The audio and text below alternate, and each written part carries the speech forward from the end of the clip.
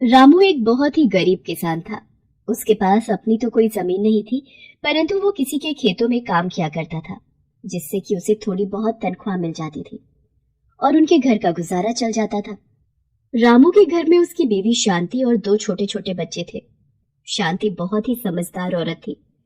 कम तनख्वाह होते हुए भी वो घर को बहुत अच्छे से चलाती थी और थोड़े बहुत पैसे बचाकर बच्चों को स्कूल भी भेजती थी। वो जानती थी कि पढ़ना कितना जरूरी है। यदि उसके बच्चे अनपढ़ रह गए तो वो भी जीवन भर किसी की गुलामी करते रहेंगे। बस उन लोगों की जिंदगी इसी तरह बीत रही थी। जो थोड़े बहुत पैसे मिलते थे वे लोग उसी में ही खुश थे। रामू के दोनों बच्चों के स्कूल में काफी दोस्त बन गए थे, इसलिए वो बच्चे अपने दोस्तों के घर भी आते जाते थे। एक दिन दोनों बच्चे अपने दोस्त के घर गए, जिसके पिताजी जमींदार थे। उनका घर काफी बड़ा था और हर सुख सुविधा की चीज वहां पर थी। उस समय गर्मी का मौसम था और स्कूल में गर्मी की छुट्टियां चल रही थी। सोनू और मोनू जैसे ही अपने दोस्त के घर के अंदर घुसे तो वहां पर ठंडक महसूस हुई। उन्हें बहुत अच्छा लगा। अरे वाह, इनके घर में तो कितनी ठंडक है। पर हमारे घर में तो इतनी गर्मी होती है, वहां बैठना भी मुश्किल होता है। अरे ये अमीर लोग हैं, घर में एसी लगा हुआ है, इसीलिए ये घर ठंडा है। अपने दोस्त के घर को देखकर दोनों बच्चे मन ही मन सोचने लगते हैं कि ये लोग कितने खुशनसीब हैं। इनके पास तो सब कुछ है, इतना सुंदर घर और गर्मी से बचने के लिए एसी। दोनों बच्चे अपने दोस्त के घर से वापस आते हैं और आकर अपनी माँ से बताते हैं कि वहाँ पर उन्हें कितना अच्छा लगा। माँ, उनका घर तो बहुत ही सुंदर है। आपको पता है, हमारे घर में तो इतनी गर्मी होती है, परंतु उनके घर में इतनी ठंड थी, हमारा तो मन ही नहीं कर रहा था वापस आने का। माँ, क्या हम भी घर में एसी नहीं लगवा सकते? हमें कितनी सड़ी गर्मी में यहाँ रहना पड़ता है। अरे बेटा, ऐसा नहीं कहते। वो लोग अमीर लोग हैं, तुम्हारे पिताजी एक गरीब किसान है। हम लोग सब चीजें नहीं ले सकते हैं और दूसरों की चीज देखकर ऐसे लालच नहीं करना चाहिए। हमारे पास जो है हमें उसी में खुश रहना चाहिए। तुम लोग ऐसी बातें मत सोचा करो। पर दोनों बच्चों के मन से एसी की ठंडी हवा निकल ही नहीं रही थी। वो तो सोचने लगे कि अब काश हमारे पास भी ऐसा एसी हो। पर गरीब रामू एसी कहाँ से लाता। आए दिन दोनों बच्चे अपने माँ बाप का सिर खाने लगे कि हमें भी एसी चाहिए। माँ, क्या हम भी घर में एसी नहीं लगवा सकते? हमें कितनी सड़ी गर्मी में यहाँ रहना पड़ता है। रामू अपनी बीवी से कहता है, देखो शांति, हम लोग तो बड़े हैं, हम समझते हैं कि हम ये सब चीजें नहीं ले सकते, परंतु ये तो छोटे छोटे बच्चे हैं। दूसरों के पास अच्छी चीजें देखकर इनके मन में लालच आना तो स्वाभाविक है। मैं चाहता तो हूँ कि इनकी सब इच्छा पूरी हो, परंतु ये मेरे बस की बात नहीं है। मैं मजबूर हूँ। अरे आप बिल्कुल चिंता न करें, ये तो बच्चे हैं, 2-4 दिन में जिद करके भूल जाएंगे। आप क्यों इतना सोच रहे हैं? और यदि भगवान ने कभी चाहा तो हमारे पास भी सब कुछ अच्छा होगा। बस आप ज्यादा सोचे नहीं। शांति इस तरह से अपने पति व बच्चों को समझा दिया करती थी। रामू जिसके खेत में काम किया करता था वो काफी पैसे वाला आदमी था, परंतु बहुत ही कंजूस और किसी की भी मदद ना करने वाला। उसके घर में उसके अलावा और कोई नहीं रहता था। उसकी शादी नहीं हुई थी, इसलिए वो अकेला ही लाखों रुपए का मालिक था, परंतु फिर भी कभी किसी की मदद नहीं करता था। इतना पैसा होने के बावजूद भी वो बहुत कंजूस था।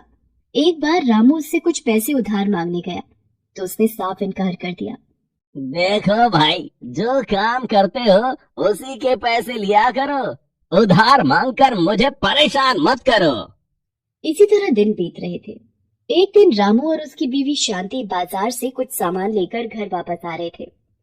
तभी उन्होंने देखा कि सामने एक व्यक्ति गाड़ी से टकराकर सड़क पर गिर गया है और उसके पैर से बहुत खून निकल रहा है। लोग उसके आसपास भीड़ जमा किए हुए थे, परंतु कोई उसकी मदद नहीं कर रहा था। रामू ने जैसे ही आगे जाकर देखा तो वो ये देखकर हैरान हो गया कि ये तो उसके मालिक है।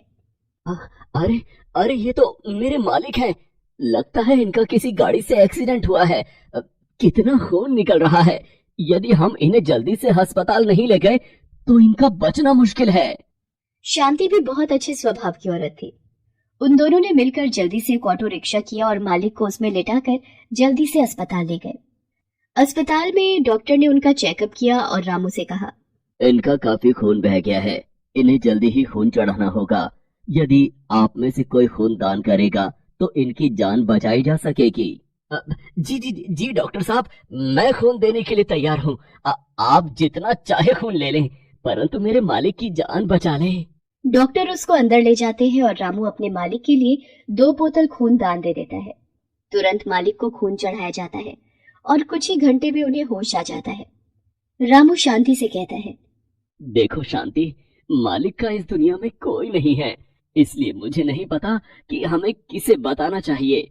अब हमारा फर्ज बनता है कि जब तक ये ठीक नहीं हो जाते हम इनका ध्यान रखें। तो तुम घर से कुछ खाना बनाकर इनके लिए ले आओ, मैं यहीं रुका हूँ। शांति जल्दी से घर जाती है और घर में जो कुछ थोड़ा बहुत था बनाकर दोनों के लिए खाना अस्पताल ले आती है। मालिक को भी होश आ गया था। डॉक्टर उन्हें बताते हैं कि किस तरह रामू ने अपना खून देकर उनकी जान बचाई है, वरना जिस हालत में उन्हें अस्पताल लाया गया था उनका बच पाना बहुत मुश्किल था। मालिक ये सब सुनकर बहुत शर्मिंदा होते हैं कि उन्होंने रामू के साथ कितना बुरा व्यवहार किया, पर फिर भी उसने अपनी जान की परवाह ना करते हुए की जान बचाई। अगले दिन डॉक्टर उन्हें छुट्टी दे देता है और वे रामू से माफी मांगते हैं। रामू, यदि मैं चाहूं भी तो तुम्हारा एहसान जिंदगी भर नहीं उतार सकता। मेरा तो इस दुनिया में कोई नहीं है, परंतु तुम मेरे अपनों से भी बढ़कर निकले। कोई अपना भी शायद ऐसे समय पर मेरी मदद ना करता। मेरे पास इतनी बड़ी हवेली है, इतना पैसा है।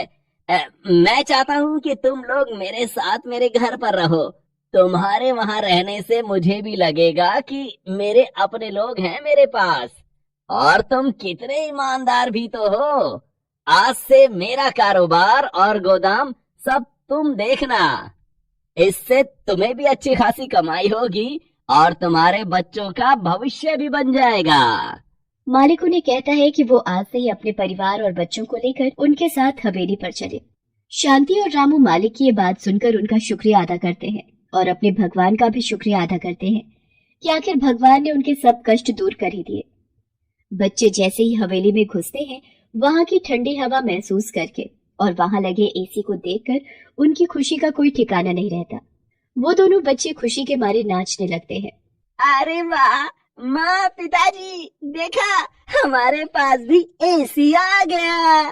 अब हम भी बहुत शान और मजे से रहेंगे। बच्चों की खुशी देखकर रामू और शांति बहुत खुश होते हैं। वे अपने लिए तो ना सही, पर बच्चों के लिए सब चाहते थे।